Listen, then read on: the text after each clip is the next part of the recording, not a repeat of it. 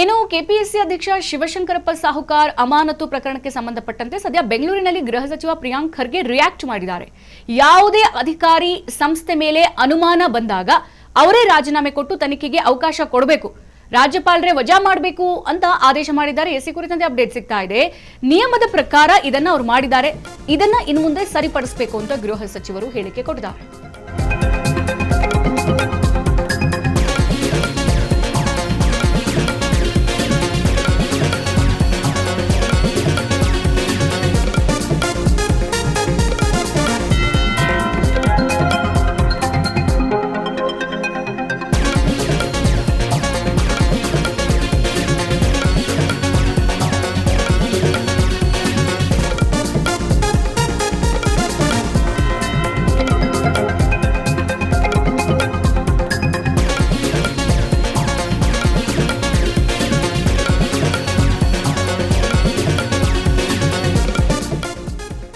KPSC ಅಧ್ಯಕ್ಷ ಶಿವಶಂಕರಪ್ಪ ಸಾಹುಕಾರ್ ಅಮಾನತು ಪ್ರಕರಣಕ್ಕೆ ಸಂಬಂಧಪಟ್ಟಂತೆ ಬೆಂಗಳೂರಿನಲ್ಲಿ ಗೃಹ ಸಚಿವ ಪ್ರಿಯಾಂಕ್ ಖರ್ಗೆ ಪ್ರತಿಕ್ರಿಯೆಯನ್ನು ಕೊಟ್ಟಿದ್ದಾರೆ.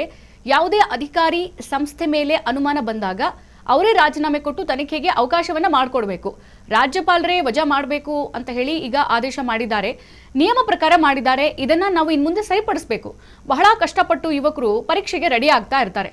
ಸರ್ಕಾರಿ ನೌಕರಿ ಇದ್ರೆ ಆರ್ಥಿಕ ಸಾಮಾಜಿಕ ಭದ್ರತೆ ಹೆಚ್ಚಾಗಿರುತ್ತೆ, ಯುವಕರ ಭವಿಷ್ಯವನ್ನ ನಾವು ರಕ್ಷಣೆ ಮಾಡಬೇಕು. ಬೆಂಗಳೂರಿನಲ್ಲಿ ಗೃಹ ಸಚಿವ ಪ್ರಿಯಾಂಕ್ ಖರ್ಗೆ ಈ ರೀತಿಯಾಗಿ ಹೇಳಿಕೆ ಕೊಟ್ಟಿದ್ದಾರೆ. ಇಲ್ಲಿ ಸ್ವಜನ ಪಕ್ಷಪಾತ ಆರೋಪದ ಮೇಲೆ ತಮ್ಮ ಮಕ್ಕಳಿಗೆ ಅಧಿಕಾರ ದುರ್ಬಳಕೆ ಮಾಡಿಕೊಂಡು ಶಿವಶಂಕರಪ್ಪನವರು ಕೆಲಸ ಗಿಟ್ಟಿಸಿ ಕೊಟ್ಟಿರೋದಲ್ಲದೆ ಅಲ್ಲಿ ಫೇಕ್ ಡಾಕ್ಯುಮೆಂಟ್ಸ್ ಅನ್ನು ಕೂಡ ಮಾಡಿಕೊಟ್ಟಿದ್ರು. ಸೊ ಈ ಆಯಾಮದಲ್ಲಿ ಒಂದು ಉನ್ನತ ಹುದ್ದೆಯಲ್ಲಿದ್ದವರು ತಮ್ಮ ಅಧಿಕಾರವನ್ನು ತಮ್ಮ ಇಬ್ಬರು ಪುತ್ರಿಯರಿಗಾಗಿ ಈ ರೀತಿ ದುರ್ಬಳಕೆ ಮಾಡ್ಕೋಬಹುದಾ ಎಂಬ ಅರ್ಥದಲ್ಲಿ ಬಹಳ ದೊಡ್ಡ ಚರ್ಚೆಯಾಯಿತು. ಈಗ ಅವರನ್ನ ಅಮಾನತುಗೊಳಿಸಿ ಇಲ್ಲಿ ರಾಜ್ಯಪಾಲರು ತಾವರ್ ಚಂದ್ ಗೆಹ್ಲೋಟ್ ಆದೇಶವನ್ನು ಕೂಡ ಹೊರಡಿಸಿದ್ದಾರೆ. ಈಗ ಈ ಕುರಿತಂತೆ ಗೃಹ ಸಚಿವ ಪ್ರಿಯಾಂಕ್ ಖರ್ಗೆ ಅವರು ಈಗ ರಿಯಾಕ್ಟ್ ಅನ್ನ ಮಾಡಿದ್ದಾರೆ. ನೋಡಿ, ಯಾವುದೇ ಅಧಿಕಾರಿ ಆಗಿರ್ಬೋದು ಮತ್ತೆ ಸಂಸ್ಥೆ ಮೇಲೆ ಏನಾದರೂ ಅನುಮಾನ ಬಂತು ಅಂತ ಅಂದ್ರೆ ಅವರೇ ರಾಜೀನಾಮೆಯನ್ನು ಕೊಡಬೇಕು ಮತ್ತೆ ತನಿಖೆಗೂ ಅವಕಾಶ ಮಾಡಿಕೊಡ್ಬೇಕು. ಆದ್ರೆ ಇಲ್ಲಿ ರಾಜ್ಯಪಾಲರೇ ವಜಾ ಮಾಡಬೇಕು ಅಂತ ಆದೇಶ ಮಾಡಿದ್ದಾರೆ. ಇದು ನಿಯಮ ಪ್ರಕಾರ ಮಾಡಿರುವಂತದ್ದು. ಇದನ್ನ ನಾವು ಮುಂದಿನ ದಿನಗಳಲ್ಲಿ ಸರಿಪಡಿಸಬೇಕು. ಯಾವುದೇ ವ್ಯಕ್ತಿ ಅವನ ವಿರುದ್ಧ ಭ್ರಷ್ಟಾಚಾರ ಅಥವಾ ಈ ರೀತಿ ಏನಾದರೂ ಕೇಳಿ ಬಂದಾಗ ಅವರೇ ಮುಂದೆ ನಿಂತು ರಾಜೀನಾಮೆ ಕೊಡಬೇಕು, ಜೊತೆಗೆ ತನಿಖೆ ಮಾಡಿ ಅಂತ ಅವರೇ ಒಪ್ಕೋಬೇಕು ಎಂಬ ಅರ್ಥದಲ್ಲಿ ಪ್ರಿಯಾಂಕ್ ಖರ್ಗೆ ಅವರು ಹೇಳಿರುವಂಥದ್ದು. ಮತ್ತೊಂದು ಕಡೆಗೆ ಬಹಳ ಕಷ್ಟಪಟ್ಟು ಯುವಕರು ಕೆಪಿಎಸ್ಸಿ ಪರೀಕ್ಷೆ ನೋಡಿರ್ತೀರಾ, ವರ್ಷ ಯಾವ ರೀತಿ ಪರೀಕ್ಷೆ ಬರೀತಾರೆ, ಹೆಂಗ್ ಪ್ರಿಪೇರ್ ಆಗ್ತಾರೆ, ಯಾವ ರೀತಿ ಕಾಂಪಿಟೇಟಿವ್ ಎಕ್ಸಾಮ್ಸ್ಗೆ ಕ್ಲಾಸಸ್ಗೆ ಹೋಗ್ತಾರೆ ಅಂತ ಹೇಳಿ. ಈಗ ಸರ್ಕಾರಿ ನೌಕರಿ ಅಂತ ಅಂದ್ರೆ ಒಂದ್ ಕಡೆ ಆರ್ಥಿಕವಾಗಿ ಅಂತಂದ್ರೆ ಗೌರ್ಮೆಂಟ್ ಎಂಪ್ಲಾಯಿ ಅಂತ ಅಂದ್ರೆ ಸ್ಯಾಲರಿ ಕೂಡ ಕೈ ತುಂಬ ಸಿಗುತ್ತೆ, ಹಾಗೆ ಸಮಾಜದಲ್ಲಿ ಒಂದು ಮರ್ಯಾದೆ ಕೂಡ ಜಾಸ್ತಿ ಆಗುತ್ತೆ. ಹಾಗಾಗಿ ಯುವಕರ ಭವಿಷ್ಯವನ್ನ ನಾವು ಮುಂದಿನ ದಿನಗಳಲ್ಲಿ ರಕ್ಷಣೆ ಮಾಡಬೇಕು. ಬೆಂಗಳೂರಿನಲ್ಲಿ ಗೃಹ ಸಚಿವ ಪ್ರಿಯಾಂಕ್ ಖರ್ಗೆ ಅವರು ಈ ರೀತಿ ಹೇಳಿಕೆಯನ್ನ ಸದ್ಯ ಕೊಟ್ಟಿರುವಂತದ್ದು. ಇದ್ರ ಬಗ್ಗೆ ಆಗ್ಲೇ ಹಿಂದೆ ಕೂಡ ನಾವು ಮಾತನಾಡಿದ್ದೇವೆ.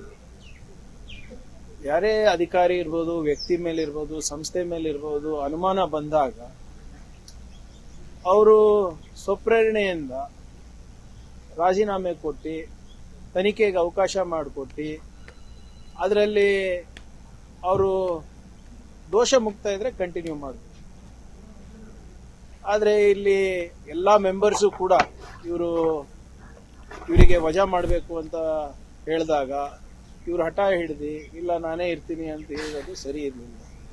ಈಗ ಗವರ್ನರ್ ಅವರೇ ವಜಾ ಮಾಡಬೇಕು ಅಂದ್ಬಿಟ್ಟು ಆದೇಶ ನೀಡಿದ್ದಾರೆ. ಸೊ ಇದರಲ್ಲಿ what ever it is as per procedure ಏನಿದೆ ಮಾಡಿದ್ದಾರೆ.